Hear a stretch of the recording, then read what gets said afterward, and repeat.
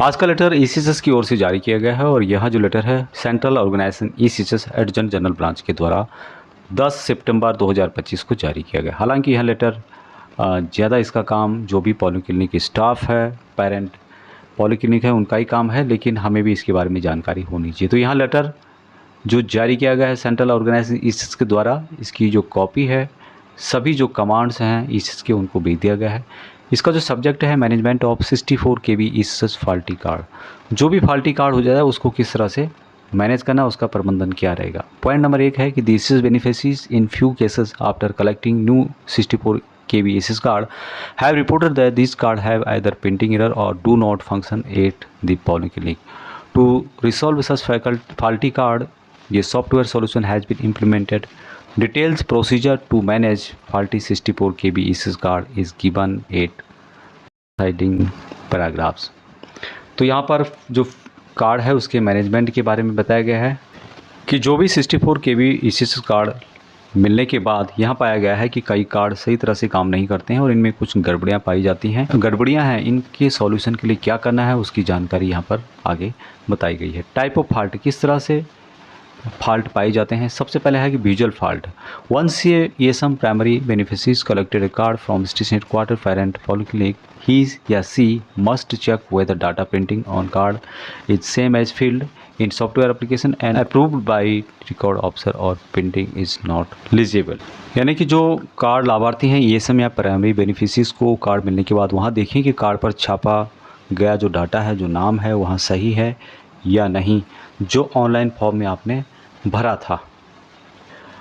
अगर कोई गलती है तो यहाँ विजुअल फॉल्ट माना जाएगा, क्योंकि जो दिखाई दे रहा है वहाँ गलत है, इसका मतलब यहाँ विजुअल फॉल्ट में काउंट किया जाएगा। दूसरा जो फॉल्ट यहाँ पे है चिप फॉल्टी, इसके बारे में बताया गया after collection of ECSS card ECSS beneficiary is required to go to polyclinic and change pin to active card if pin can not be changed और during subsequently used cannot be detected by Kisco/CAT card will be attributable to faulty chip।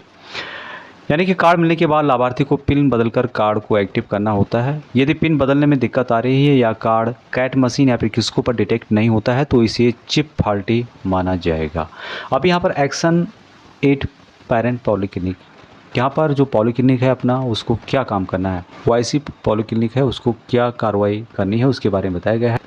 सबसे पहले है कि compare data as online application, यानी कि यहाँ पर बताया गया है कि जो लाभार्थी द्वारा बताए गए विजुअल कार्ड को ऑनलाइन डेटा से आपको यहाँ पर चेक करना होगा कि ऑनलाइन डेटा जो भरा गया है वहाँ कार्ड के अनुसार है, कार्ड में गलती है या ऑनलाइन डाटा गलत भरा गया है। आगे यहाँ पे बताया गया है कि अपलोड फ़ोटो ऑफ, यानी कि यहाँ पे बताया गया है कि यदि कोई गलती पाई जाती है तो कार्ड की आगे पीछे की फ़ोटो लेकर के अपलोड करना होगा और कार्ड को विजुअल फॉल्ट में मार्क करें और यहाँ पे सबमिट करें। जो सॉफ्टवेयर उनके द्वारा अभी बनाया गया है उस सॉफ्टवेयर में आपको उसको अपलोड कर देना है। दूसरा जो फॉल्ट यहाँ पे है चिप फॉल्ट पाया जाता है, पेरेंट पॉलीक्लिनिक है उसकी क्या कार्रवाई करनी है। यहाँ पर click on the chip fault in the faulty card model, यानी कि कार्ड जो नंबर है वहाँ दर्ज करें, उसे सर्च करें, सिस्टम कार्ड का विवरण दिखाएं, उसे कार्ड में मिलाएं और यदि यहाँ पर गलत पाया जाता है तो मार्क फॉल्टी कार्ड, आपको यहाँ पर मार्क करना होगा फॉल्टी कार्ड का और send to regional centre tab है उसे आपको प्रेस कर देना है और जिससे कि वहाँ उनके सॉफ्टवेयर में अपलोड हो जाएगा कि यहाँ एक फॉल्टी कार्ड है।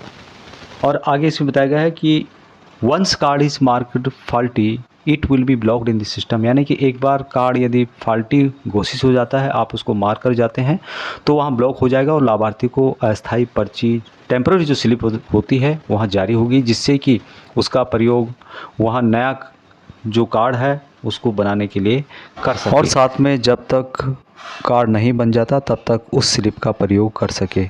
जो पॉलीक्लिनिक है उसका काम है कि जो फॉल्टी कार्ड है उसको डिस्पैच करें रीजनल सेंटर के लिए।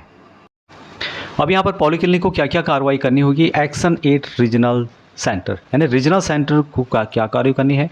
Concern RC on receipt on physical card, यानी कि यहाँ पे बताया गया है कि पेरेंट पॉलीक्लिनिक में फॉल्टी कार्ड आने पर रीजनल सेंटर उसे रिसीव करेगा और source.com प्राइवेट लिमिटेड SDCPL को फॉरवर्ड कर देगा।